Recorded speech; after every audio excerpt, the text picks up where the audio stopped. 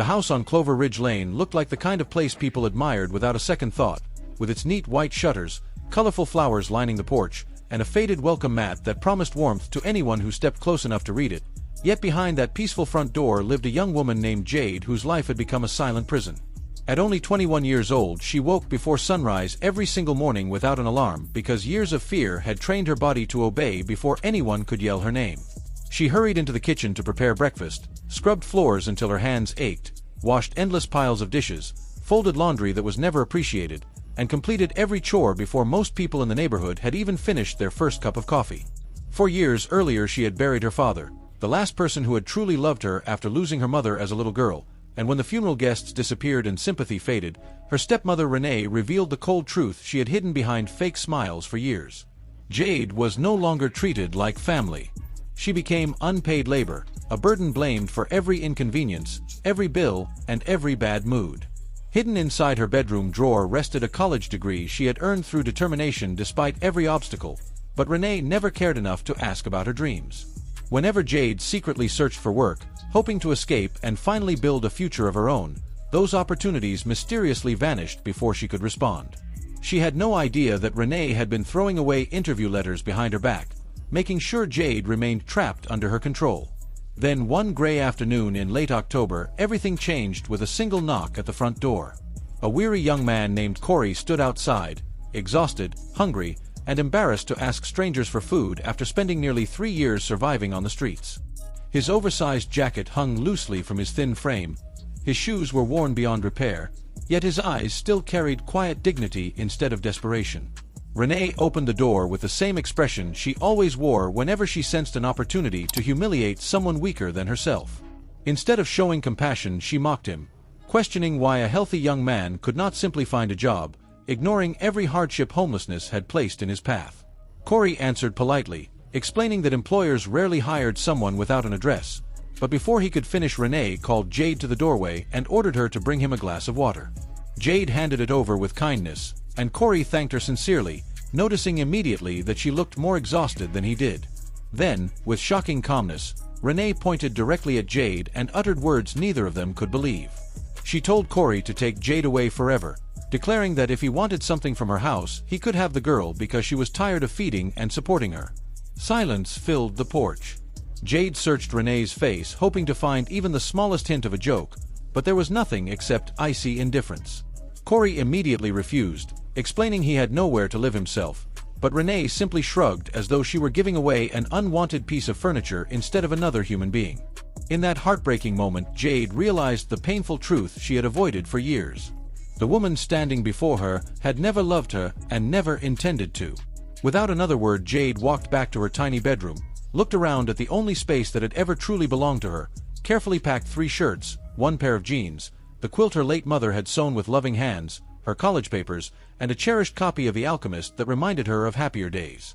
She picked up the framed photograph of her father, whispered a silent goodbye, placed it gently back on the nightstand, zipped her backpack, and walked out of the room forever. Cory remained frozen on the porch, still unable to process what had happened, while Jade calmly stepped past him and walked toward the road. Moments later, the front door slammed shut behind them, and the loud click of the lock echoed through the quiet neighborhood like the closing chapter of a painful life. Neither of them spoke as they wandered away from the only home Jade had ever known, leaving behind years of suffering and stepping into an uncertain future that neither of them could have imagined would eventually transform 2 forgotten strangers into the greatest blessing each had ever received. As the afternoon slowly faded into evening, Jade and Cory continued walking without knowing exactly where they were going, yet every step away from Clover Ridge Lane felt lighter than the years she had spent trapped inside that beautiful-looking prison. The silence between them was not uncomfortable because both understood what it meant to lose everything in a single day. After nearly 20 minutes, Cory finally broke the silence and quietly apologized, telling Jade that she never should have left her home because of him, insisting she could still go back and report what her stepmother had done. Jade gave a faint, tired smile and kept her eyes on the cracked sidewalk beneath her feet before softly admitting that people had ignored her suffering for 4 long years, so she no longer believed anyone would suddenly come to rescue her now. Those words stayed with Cory because he knew exactly how hopeless that feeling could become. As darkness settled over the city, they reached an old parking structure where Cory had been sleeping whenever security guards failed to notice him. It was far from comfortable, but it offered protection from the cold wind and rain. Without hesitation, he handed Jade his only sleeping bag and chose to sleep against the hard concrete floor himself. Jade protested, yet Cory simply smiled and insisted she needed it more. That small act of kindness was the first genuine care Jade had received since losing her father, and it quietly restored a tiny piece of hope she thought had disappeared forever. Throughout the night, they shared stories they had never told anyone else. Cory explained how his parents had died years earlier and how an uncle who had promised to care for him eventually threw all of his belongings into garbage bags and changed the locks while he was away searching for work. Jade admitted she had spent years convincing herself that if she worked harder, stayed quieter, and made fewer mistakes, maybe Renae would finally accept her as family, but instead every sacrifice only encouraged more cruelty. Before sunrise, Jade sat awake watching the city come alive below them, thinking not about everything she had lost but about what might still be possible. She suddenly remembered passing a busy distribution warehouse countless times where a large sign often advertised temporary workers. When Cory woke, she convinced him they should try.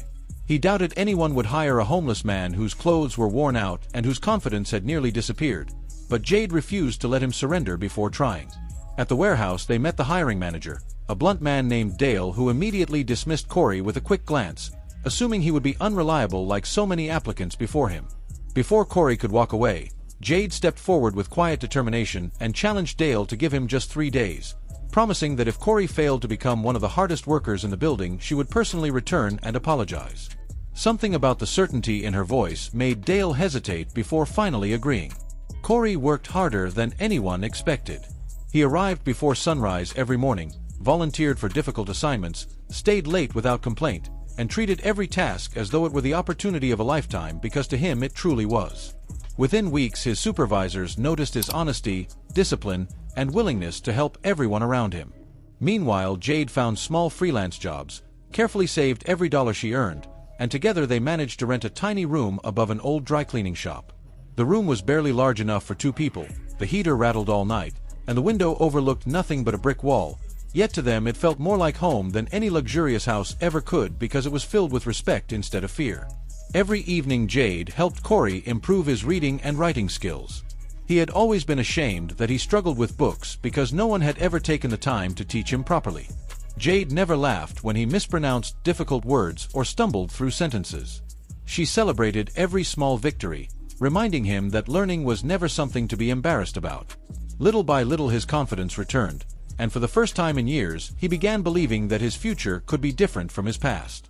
Their conversations grew longer, their laughter became more natural, and the loneliness both had carried for years slowly disappeared. Neither rushed to define what they meant to each other because they had already discovered something far more valuable than romance. They had found someone who believed in them when the rest of the world had already given up. One ordinary evening, Cory carefully wrote his own name across a notebook page with steadier hands than ever before. He stared at it, smiled shyly, and admitted that nobody had ever sat beside him with so much patience. Jade felt tears gathering in her eyes but simply handed him another pencil and encouraged him to keep going because she understood that real healing often began with the smallest acts of kindness. Several weeks later, Dale called Cory into his office and promoted him to floor supervisor, praising him as the most dependable employee the warehouse had hired in years. Cory returned home speechless, struggling to believe someone had finally recognized his worth. Jade looked at his face, immediately understood what had happened, and wrapped him in the warmest embrace either of them had experienced in a very long time. At that moment, they realized life had not abandoned them after all. It had simply been waiting for them to find each other before opening a new chapter neither had ever dared to imagine.